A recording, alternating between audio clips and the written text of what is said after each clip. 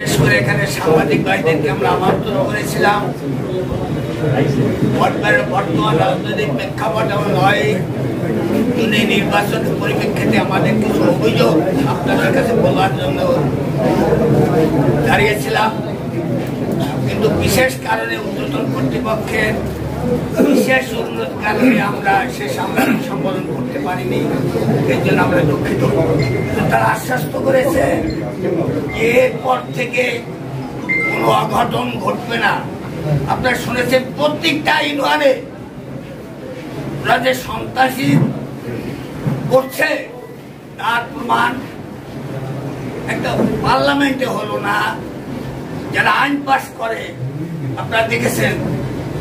আর এই উপজেলা নির্বাচনে 18-20টা গাড়ি লইয়া গাড়ির বহর লইয়া এলাকার সাধারণ গ্রামের মানুষ অটোমেটিক আতঙ্ক হয়ে যায়।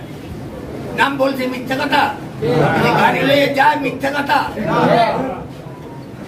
আমরা অনুরোধ করব এখনো প্রশাসনকে যে আজ থেকে এই এখন 12টা বাজে পর থেকে যদি সুষ্ঠুভাবে আমাদের কর্মীদের নির্বাচন করতে যদি বাধাগ্রস্ত হয়, অন্যায়ভাবে গ্রেফতার করে, তাহলে আমরা কঠোর সিদ্ধান্ত নিতে বাধ্য হব। আমাদের কিছু চাওয়া পাওয়ার নাই। যুদ্ধে আমরা দেশের জন্য জীবন দিয়ে দেওয়ার জন্য আমরা যুদ্ধে গেছি। আজ মুক্তিযোদ্ধার সন্তান প্রার্থী, আমি কার পক্ষে থাকবো? একজন মুক্তিযোদ্ধা হিসেবে বলেন।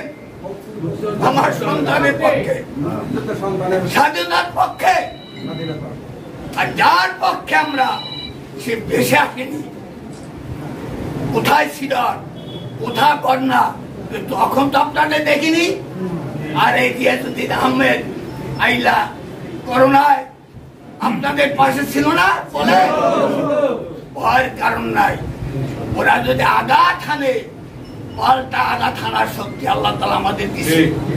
আমরা চাই না সুষ্ঠু নিরপেক্ষ নির্বাচনে আমরা যদি হেরেও যাই আমাদের মনে আফসোস থাকবে না। কিন্তু আমার অনুরোধ, আমার 71 বছর বয়সে আমি প্রশাসনকে বলবো, আপনার নিরপেক্ষ দৃষ্টিতে এই নির্বাচনটা 9 জুন নির্বাচনটা সমাপ্তি করেন।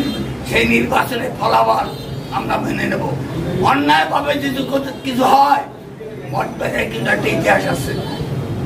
নির্বাচন হলেই তার শেষ নয়, নির্বাচন হলেই তার শেষ নয়, তারপর পরিণতি কিন্তু ভয়াবহ হবে, যেটা রুখে দাঁড়াবার শক্তি আপনাদের থাকবে না।